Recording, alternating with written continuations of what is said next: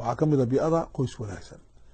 qoyska wanaagsan wuxuu kuu keenaa inaad noqotid farxaan. waa anigii soo sheegay oday wal nin wal oo ku faraxsan noloshiisa haweeney culus baa ka dambeysa oo u keentay inuu farxo. marka caawa waxaan ka hadlayaa sidaan ballan ku galay odayaashu siday u raali gelinayaan haweenkooda dumarkooda. haddaan ka soo hadlay dumarku inay odayaasha raali geliyaan ay gacanta ku dhigaan, ragguna maxay yeelayaan. anigu waxaan caawa jeclahay inaan ka hadlo okay ragga. nebigu wuxuu yihi calayhi salaatu wasalaam khayrukum khayrukum liahli wa ana khayrukum liahli. waxaa iniigu khayr badan, iniigu wanaagsan, iniigu dadnimo fiican qofka reerkiisa u wanaagsan. aniguna waxaan ahay buuri nin reerkiisa u wanaagsan, ka ugu wanaagsan baan ahay. idan nebigu sal slam wuxuu inoo sheegay insaanku aya waa kaa weeye. rasuulku xadiis kale wuxuu ku yihi calayhi salaatu wasalaam dumarka waxaa sharaf u qaada oo sarraysiya oo wanaajiya ninka kariimka ee deeqsiga ah, waxaana yaraysta oo duleeya ninka dadnimo lahayn ee la-iimka ah ee xun ee dacwga ah ama yeyga ah iyo dumarka yasa. idan haddaad aragtid nin xaaskiisa ama gabadha uu dhalay ama maxaan ku idhahdaa hooyadii sharfaya, waa nin wanaagsan waa ninkaasi. haddaad aragtid nin hooyadii yasaya amba yasaya yaraysanaya gabadha uu dhalay amba xaaska uu qabuul la nool yahay, waa nin xun oo dacaw ah amba iska badhaba waa yey. bini aadan maaha qofkaasi, wuxuu ka tanaasulay insaaniyadiisii. marka maadaama u baahan tahay inaad gabadha la karaameeyo, waxaan nii soo bandhigayaa 4 arrimood oo keenaya ragga u keenaya inay haweenkooda gacanta ku dhigaan. raggu waxay ka ashkatoodaan xaasku ima jeclo, xaasku ima aqbasho, xaasku ima soo dhawaato, xaasku ima siiso hibadda iyo sharaftida aan leehay. okay, mar hore waxay niiga sheekeeyey meesha gabadha laga dhukado, meesha laga salaaxo. caawa taa maaha, arrinta arrinkeeru fog baan caawa ka hadlayaa. horta waxaan u baahannahay 4 fan inaan barano. afar fan, 4 dhaqan oo gabadha qalbigeyga ku kasbanaysid inaan caawa kaaga sheekayaan jeclahay. gabdhuhuna waa inay raggooga semineerada u diraan, ay dhahdaan war wax barta, wax dhegeysta. okay, ani waxay ila tahay arrinta koowaad ee keensanaysa inay ninku gabadha gacanta ku dhigo wax weeyaan, waa inuu ninku isticmaalo luqadda la yidhahdo luqadda jacaylka. waa inaad 3 shay iska ilaalisid. haddaad nin tahay, dhagaxnimo iska ilaali, badownimona iska ilaali. arrinta saddexaad ee ugu halis badan waxa weeyaan inaad iska dhigtid qof gabadha ka sarreeyana iska ilaali. tacaaliga waa 3 cadow oo jacaylku u leeyahay. dhagaxnimada qofku markuu dhagax yahay uunan dareen lahayn, jacaylku cadowga koowaad uu leeyahay. arrinta labaad waxaan qofka markuu badow iska dhigo uu magaalayn waayo oo ubax soo qaadi waayo oo kaado ay hadiyad soo qaadi waayo, maaragtay gabadha meesha la taabtay garan waayo, kaftanka baran waayo, waxaas oo dhan garan waayo, maaragtay si miyinimadeeni aan iska joognoon aan ahaanoon, iyadna waa cadowga. cadowga saddexaad ee dumarku nacaan waxa weeye inaad iska dhigtid inaad professor tahay, adigu ka sarraysido, u baahnayno na dhegeyso, caqli ma lihid, naag baa tahay. waxaas wax wanaagsan maaha. okay, marka waa inaad isticmaashid luqat ulxub. luqat ulxub waa maxay? kow waxaa ka ah inaad u qiratid inaad jeceshahay. nebigu qof buu jecel yahay, ku jecelahay.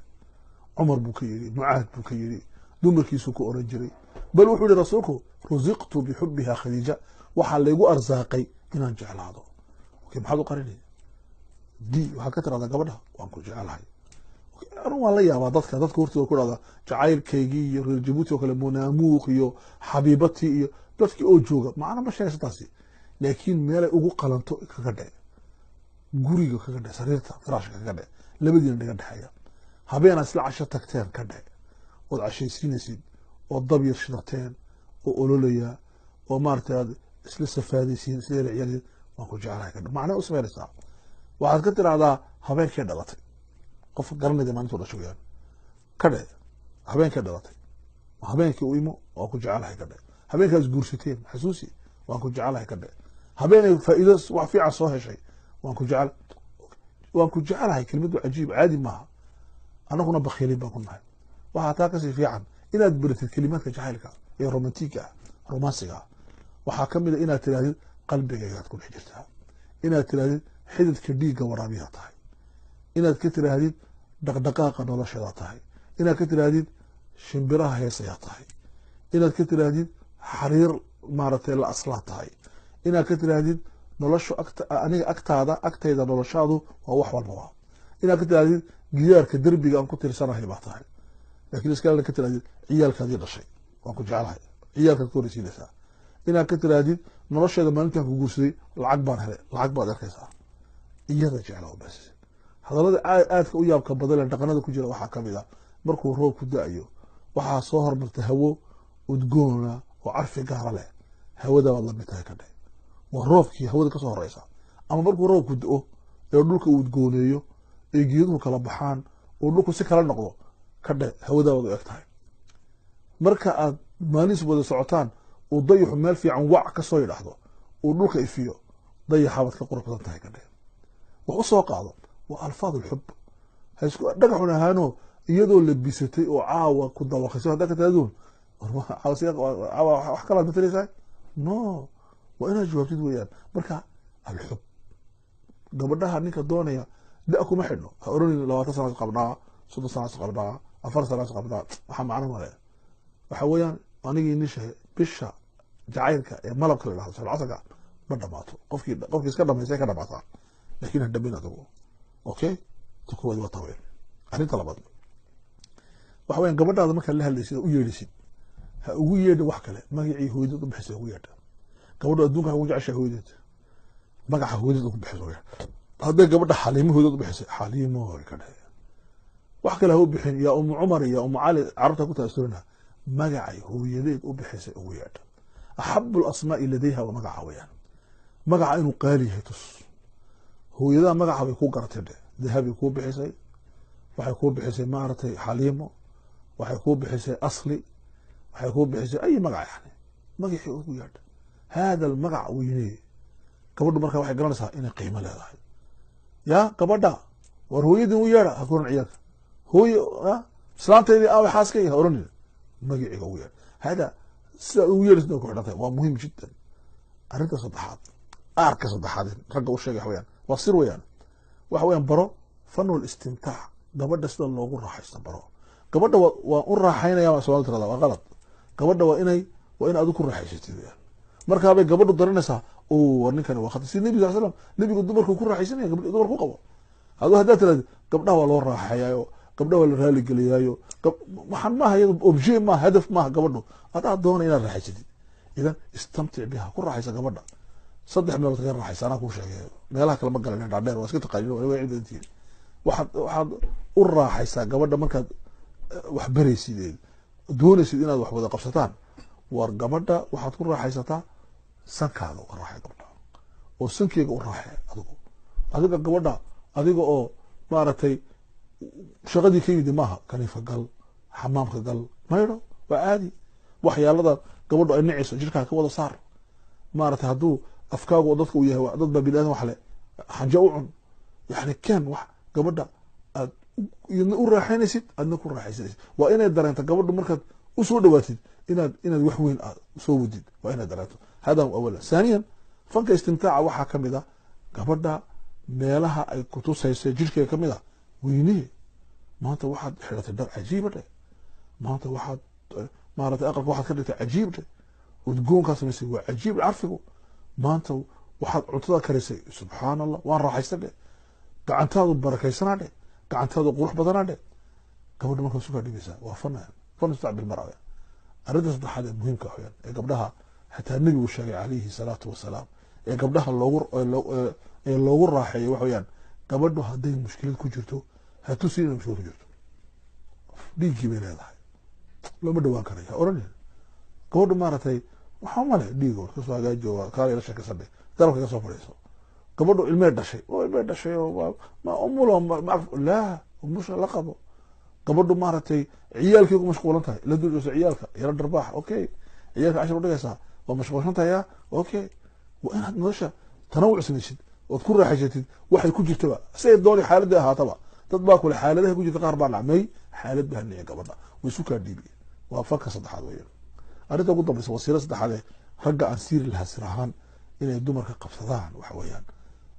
islaantaada been ha u sheegin xaaskaaga weligaa been ha u sheegin adoo jecelayn ha ku oran waan ku jecelahay xaaskaaga wax dumarku waxay leeyihiin dareen adag rag baa hoosena dumarka waalayaan la kitaabka dumarka waan dhameyn insha Allah ilaahay wax badan biga baray waan kaaga digayaa ay rajul adduunka dul jooga waxaan kale xaaskaaga been ha u sheegin way ku ogtahay inaad been sheegaysid dumar oo dhan baa yaqaana maaha speciality waxa iska dhigaan dumarku waxa waxba la socon way yaqaanaan islaantaada been ha u sheegin adoo xaas kale leh oran xaas kale meel yaro adigoo ma ku qabaa warkaaga way haysaa